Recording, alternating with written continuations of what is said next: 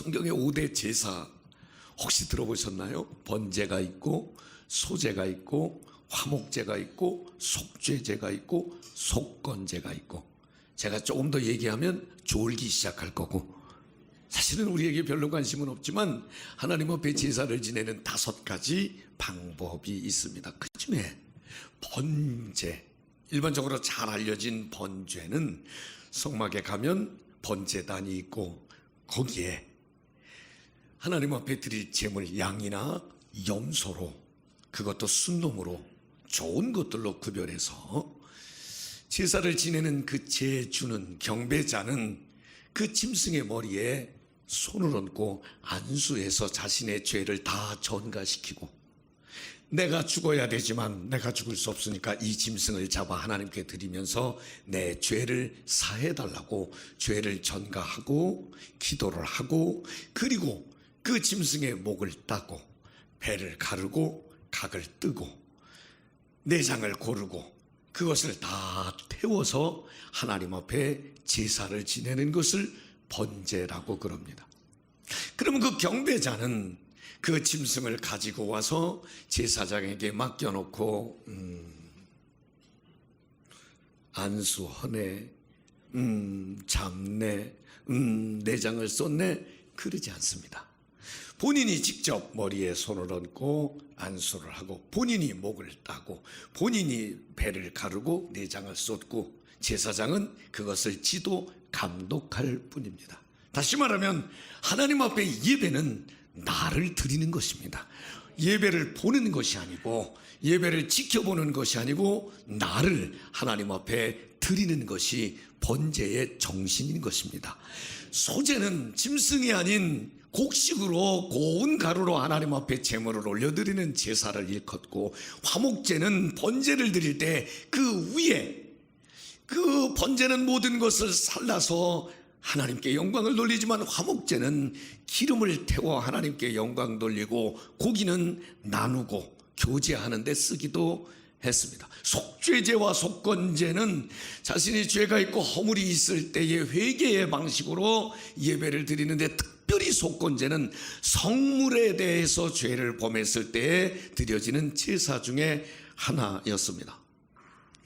모든 제사는 하나님께서 나를 제물로 받으신다고 하는 상징으로 제물, 짐승이나 곡식을 살라서 하나님께 영광을 돌렸습니다.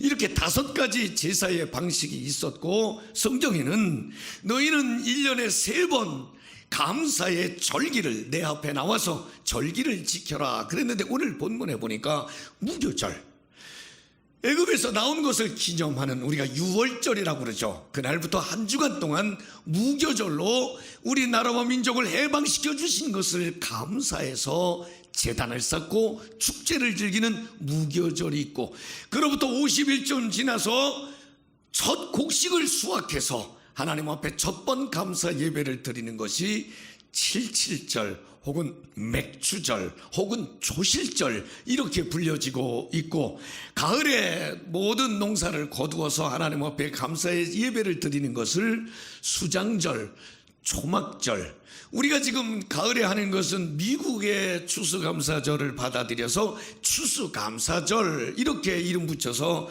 지내고 있습니다.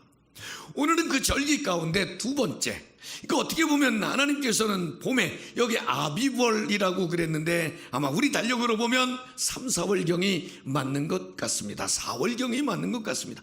봄에도 하나님 앞에 감사의 제사를 지내고 감사의 축제를 성도들과 함께 나누고, 여름에 첫 곡식을 거두어서 역시 감사의 제사와 감사의 잔치를 벌이고, 가을에도 그렇게 하라는 감사의 절기를 1년에 3번 지키라고 말씀을 해 주셨습니다. 오늘은 그 중에 2번째, 맥주감사절, 맥주, 보리를 거두어서 감사의 제사를 드리는데, 어쩌면 이스라엘 백성들에게는요, 광야 40년을 지내왔고 가나안 정복에 7년의 기간이 걸렸고, 그것도 싸워야 했고, 그렇게 얻은 첫 번 농사, 첫 번 보리, 사실은 눈물 날 일 아니겠습니까? 더군다나 지금 보리는 얻었지만 그들에게 안정된 게 뭐가 있나요? 여전히 싸워야 하고, 그들의 주거의 문제, 교육의 문제, 사회 안전망의 문제, 문화의 문제, 어디 가서 밥을 사 먹을 수 있나요? 카페 가서 차를 마실 수 있나요? 여전히 삶이 불안전하고 힘들고 어려운 때에 맥주절을 지켜라. 하나님 앞에 제단을 쌓고 제물을 드리고 감사의 절기를 모든 사람들과 축제를 함께 해라. 생각해 보니까 감사할 일만 있었던 것은 아닌데 감사를 명령하셨습니다. 2023년 맥주절 아침을 맞으면서 제게는 작년 여름까지만 해도 우리는 코로나의 제한 때문에 마음껏 예배하고 마음껏 기도하고 성도들이 마음껏 교제하지 못했던 시간이었는데, 지금은 그런 규정이 다 해소가 되고 해제가 돼서 그저 마음만 먹으면 소리 높여 찬송하고, 그리고 벌떡 일어나서 노래를 부르고 성도들과도 악수를 하고 허깅을 하고 사랑의 교제를 나눌 수 있는, 지나놓고 보니까 하나님의 은혜가 얼마나 큰지 그저 늘 감사하고 싶은 마음입니다. 제게는 그래서 오늘 이 맥주절이 더 크게 다가섭니다. 특별히 창립 38주년을 지나면서 우리가 복음의 온도, 열정의 온도, 영혼 구원의 온도, 하나님의 뜻과 섭리를 이루는 사명의 온도를 조금 더 넓혀보자고, 38도로 높여보자고 다짐했던 2주 전을 생각해 보면서, 그렇지, 상황은 녹록지 않지만 아직도 열악한 것이 많이 있지만 그럼에도 불구하고 지난 6개월 지켜주신 하나님, 지난 38년을 지켜주신 하나님, 앞으로의 6개월, 앞으로의 38년도 하나님은 지켜주시지 않겠습니까? 근심이 있었고 어떻게 할지 몰라 방황하는 때가 있었지만 지나놓고 보니까 하나님은 대책이 있었어요. 하나님께는 대책이 있었습니다. 저는 앞으로도 하나님께는 대책이 있음을 믿습니다. 그래서 오늘 저는 하나님 앞에도 사람 앞에도 감사의 제사, 감사의 축제를 드릴 수 있다고 믿습니다. 제가 작년 맥주절 때 하박국 선지자의 고백을 읽었습니다. 감람나무에 포도나무에 외양간에 열매가 없고 소출이 없고 송아지가 없어도, 그러니까 나는 아무것도 가진 것이 없지만 하나님 때문에, 여호와로 인하여 나는 하나님 앞에 감사합니다. 환경 때문이 아니라 믿음으로 하나님 앞에 감사를 드렸던 하박국 선지자. 얼마나 힘들고 어려웠는지 하박국 선지자, 에레미야 선지자 울며 가슴을 치며, 하나님, 나라가 망했습니다. 성전이 다 무너졌습니다. 제사장들이 길바닥에서 죽어나가고 있습니다. 그런데 하나님, 우리가 기도해도 외면했잖아요. 안 들어주셨잖아요. 우리 여전히 힘들고 어렵단 말입니다. 상황이 그럴 때였습니다.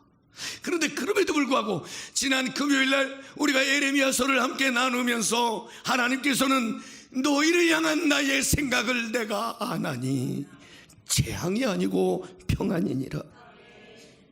하나님은 우리가 재앙 가운데 있기를 원치 않고 평안한 삶 가운데 있기를 원하신다고 말씀하셨습니다. 그래서 여전히 우리에게는 하나님이 희망이고 하나님의 말씀이 희망이고 하나님의 영의 임재하심이 희망이라고 하는 것입니다. 그 하박국 선지자는 우리가 하나님에 대한 소문을 들었습니다. 여전히 힘들고 어렵고 불편하지만 하나님의 일하심을 우리는 보았습니다. 하나님이 손대시면 전쟁도 이기는 것을 믿습니다. 하나님이 손대시면 우리가 안고 있는 약점과 한계도 넘는 걸 믿습니다. 그래서 여호와로 인하여 하나님께 감사합니다. 오늘 맥주절인데 제가 감사하는 성도의 특권이라는 제목을 잡아봤습니다. 감사를 생활화할 수는 없을까? 감사가 일상이 될 수는 없을까? 성숙한 사람에게 있는 특징 가운데 하나가 감사하는 삶일 텐데, 여러분 지난주에 혹시 기억하시나요? 세상에서 가장 듣기 좋은 말, 1000만 번 더 들어도 기분 좋은 말, 사랑해. 근데 이건 좀 어색해요. 여자들은 가끔 원해. 나 사랑해요. 사랑한다고 말하기를 원해. 채민아도 수십 번 나한테 물어봤어. 사랑하니?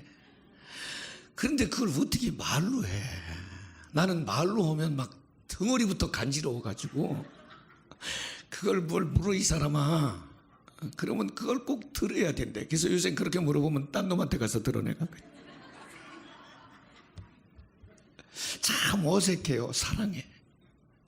그런데 사랑해는 어색한데 감사합니다, 고맙습니다, 이 말은 1000번 만번해도 어색하지가 않아. 하는 사람도 좋고 듣는 사람도 좋아. 우리는 사실은 감사합니다, 고맙습니다가 그렇게 익숙하지는 않는데 외국 사람들은 굉장히 익숙한가 봐요. 땡큐, 먼저 타세요. 땡큐, 커피 드세요. 커피 먹으래. 나 싫어요 그러더라고. 노. 그리고 땡큐 그러더라고. 싫어요 그러고도 땡큐. 필리핀에 가면 그저 사람들보다 살라맛 살라맛. 그리고 나같이 머리 허연 사람 앞에서는 뽀가 높임말이에요. 살라맛 뽀.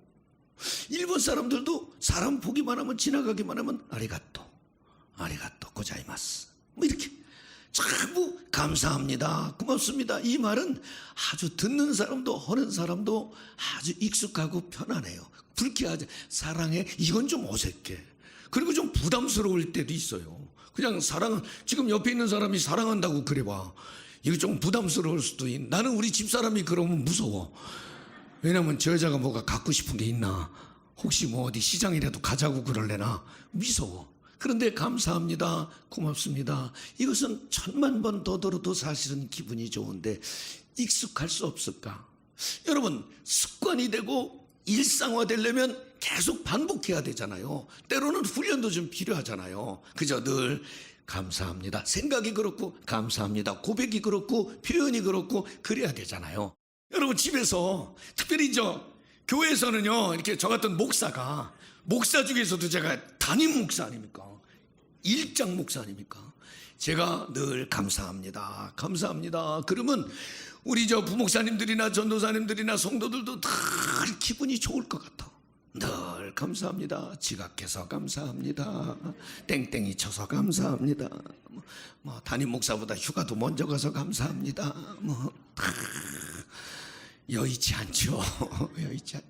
집에서 가장이 감사합니다, 기업에서 사장이 감사합니다, 일에 대해, 사람에 대해, 지금 환경에 대해, 앞으로 일어날 일에 대해 사실 감사할 일이 얼마나 많습니까? 저는 감사의 생각이 여러분을 주장하게 하고 감사의 입이 여러분을 주도하게, 주장하게 하시기를 소망합니다. 맥주 감사절, 그들에게 40년의 광야 생활, 7년의 전쟁, 결코 쉽지 않은, 감사보다는 조금 여유가 생기면 충전하고 쉬고 그래야 될 상황에 그들은 하나님 앞에도 사람 앞에도 감사의 예배와 감사의 축제를 보냈습니다. 왜 그러죠? 감사는 하나님의 뜻이에요. 항상 기뻐하라, 쉬지 말고 기도하라, 범사에 감사하라. 이는 그리스도 안에서 너희를 향하신 하나님의 뜻이니라. 하나님은 우리가 감사하며 살기를 원하신대.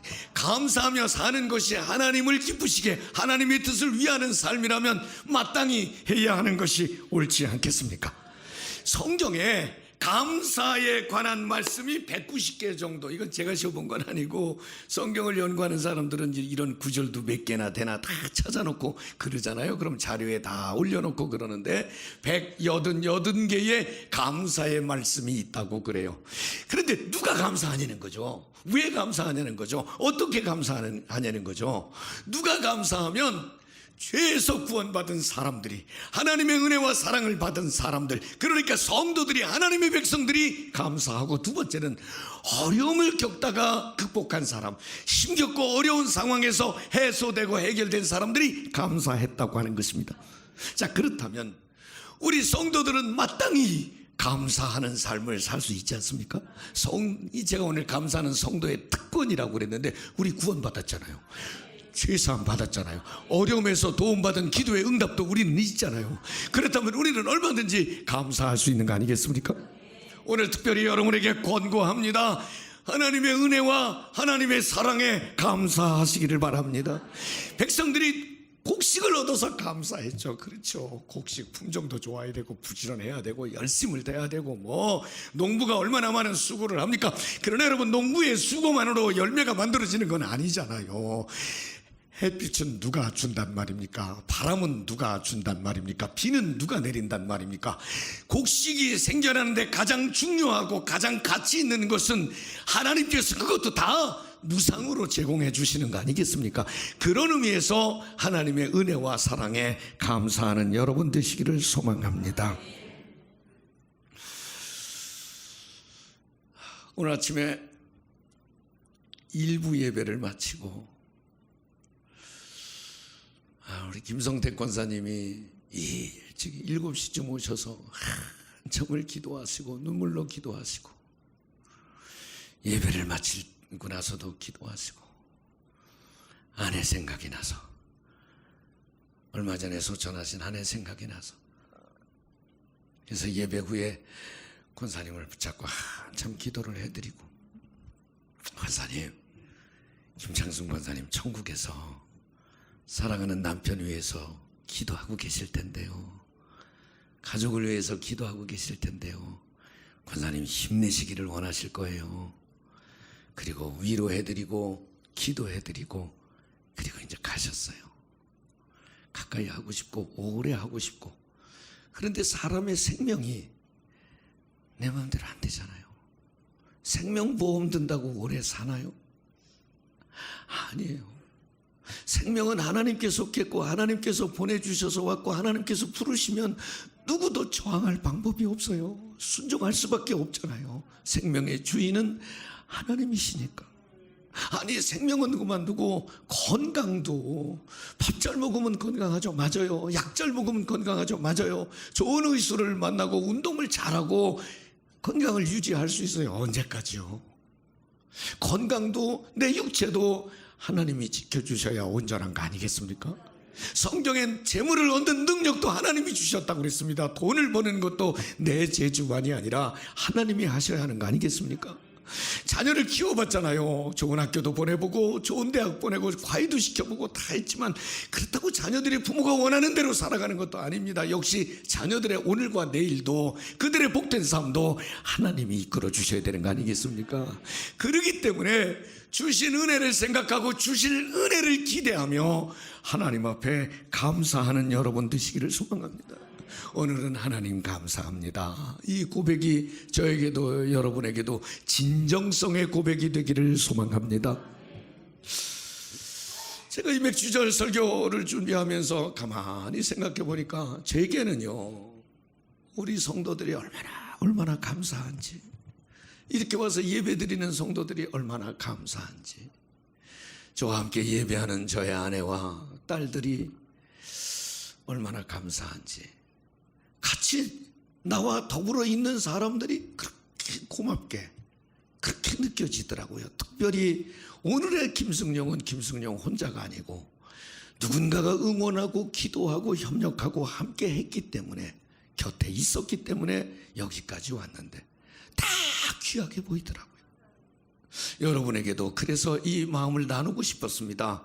여러분 곁에 있는 사람에게 감사하십시오. 가족 때문에 감사하시고요. 교회 오면 성도들 때문에 감사하시고요. 출근하면 상사든 부하 직원이든 동료든 그 직원들 때문에 감사하시기를 바랍니다. 그런데 이 감사를 성경에는 이 특별히 곡식을 거둘 때는 어떻게 하기를 원했냐면 감람나무, 포도나무, 열매가 있고 소출이 있고 거둘 때 다 거두지 말라는 거예요. 남겨놓으라는 거예요. 가난한 사람이, 소출이 없는 사람들이 와서 남겨진 거라도 가져가서 먹을 수 있도록 함께 하라는 거예요. 그냥 마음으로 뿐만이 아니라 삶으로 함께 하라는 거예요. 여러분, 이 감사에 더불어 사는 사람, 아니 가난한 사람 뭐 어떻게 보면 뭐 노력하지 않아서 그런가, 아니면 뭐 줄 잘못 써서 그런가, 아니면 능력이 없어서 그런가, 게을러서 그런가, 자기가 잘된 사람은 자기 재능이라고 말할 수 있지만 그렇지 않은 경우도 많잖아요. 그래서 더불어 사는 사람들과 함께 그 은혜를, 그 기쁨을, 그 감사를 나누기를 성경은 원한다고 하는 것입니다. 어떤 사람은 가는 길이 조금만 불편해도 원망하고 불평하는 사람이 있지만, 힘들고 어렵다가 조금만 빛이 보여도 감사하고 즐거워하는 사람도 있습니다. 여러분 옆에 있는 사람들 때문에 감사하시기를 바랍니다. 한번 잘 봐두세요. 왜냐하면 어느 날 보니까 안 보이더라고요. 어느 날 하나님이 불러가시면 갈 수밖에 없는 우리들인데, 사람들과 더불어 감사하며 사랑하며 하나님은 살기를 원하십니다. 마지막입니다. 오늘 함께 나누고 싶은 중요한 메시지입니다. 저는 감사가 회복됨으로 여러분의 삶의 기쁨과 즐거움이 동시에 회복되기를 소망합니다. 저는 2주 전에 우리 교역자들에게 우리가 어떻게 성도들을 좀 행복하게 할 수 있을까를 고민해보자. 성도들의 신앙생활, 아니 여기서 받은 말씀과 은혜와 성령의 이끌리심 때문에 세상 삶이 얼마나 행복해질 수 있는지 우리가 한번 고민을 해보자. 근데 사실은 한계가 있고 약점이 있고 우리가 극복할 수 없는 문제들이 많이 있습니다. 그래서 우리는 때로는 원망하는 일, 불평하는 일, 이런 일이 자연스럽게 나올 수밖에 없는 그런 상황입니다. 그런데 영어식 표현에 이런 표현이 있습니다. All complaining is against God. 모든 원망과 불평은 하나님을 대적하는 것이다. 이런 말이 있습니다. 크고 작은 일을 만났을 때 원망하고 불평하는 것보다는 그저 감사하고 기대하고 하나님의 도우심을 구하는 태도가 맞다고 하는 것입니다. 얼마 전에 제가 이렇게 고백이라기보다는 얘기한 적이 있습니다. 저는 어느 때에 저는 생선을 먹을 때 생선을 발라 먹지 않거든요. 왜냐하면 워낙 튼튼한 이를 하나님이 주셔서 뼈다구채 다 먹어요. 그러니까 웬만하면 소갈비 같은 것만 안 먹지 뭐 생선 가시 같은 건 다 그냥 이렇게 먹는데, 조기를 먹다가 목에 걸렸어요. 목요일 날 저녁에 걸렸어요. 근데 밥을 많이 먹으면 된다고 마누라가 밥을 한 보세기를 그냥 뭉쳐가지고, 안 되니까 이번엔 김 싸 먹으면 된다고, 안 되니까 상추 싸 먹으면, 배 터지게 먹었는데도 아예 안 내려가는 거예요. 내려가겠지 뭐 지가 뭐 아유 버텨야. 그리고선 그 다음 날이 됐는데 점점 더 아프고, 금요일 날 철야 기도할 때 너무 아프다고 그랬더니 응급실 가서 빼면 금방, 병원 가면 금방 빼준다는겨. 그래서 저는 병원하고 별로 친한 사람은 아닌데 철야 기도 끝나고 건대병원에 딱 갔더니 젊은 의사 한 분이 나를 앉혀놓고 입 벌리랴 벌려 그러더라고. 벌렸더니 핀셋으로 싹 56,200원 내고 가랴. 200원짜리 조기 먹다가 걸린 가시 그거 빼러 가서 야간 할증 진료비 뭐 이런 거 있어가지고 56,000 얼마를 내고 왔어. 그런데 요거 딱 뺐을 때 진짜 땡큐가 베리마치더만. 이야, 얼마나 감사하든지 그 가시 때문에. 그런데 그 이후로 제가 가시에 걸린 적이 없거든요. 그런데 밥 먹다가 감사 기도는 뜨겁지 않아. 그 왜 그럴까? 사실은 가시에 걸려서 뺀 거 감사하지만 안 걸린 건 더 감사하잖아. 근데 여러분 얼굴들이 왜 그래? 오늘 아침에 다 가시에 걸린 얼굴들을 하고, 그죠? 얘기 하나만 하고 오늘 설교를 마치겠습니다. 여러분 페니 크로스비라고 하는 맹인을 아시죠? 찬송가를 많이 작곡한 분. 이분이 출석하는 교회 담임 목사님께서 어느 날 아유 하나님은 다 기도를 들어주시는데 자매님의 눈을 좀 보게 해달라고 기도하는데 하나님이 들어주시지 않아서 그게 유감입니다. 아마 그 자매님을 위로하느라고 그랬던 것 같아요. 그때 크로스비는 아니에요 목사님, 저는 다시 맹인으로 태어난다 하더라도 불편하지 않아요. 왜냐하면 내가 눈을 떠서 제일 먼저 뵙는 분이 예수님이실 거 아닙니까? 이 말은 내가 죽어서 천국에 가면 제일 먼저 나를 환영해 주실 분이 예수님인데, 나는 다른 사람들이 경험해 보지 못한 제일 먼저 뵙는 분이 예수님인데, 내가 이 영광이 있는데, 이 기쁨이 있는데요. 아무도 감동이 없지만 설교는 여기서 끝내도록 하겠습니다.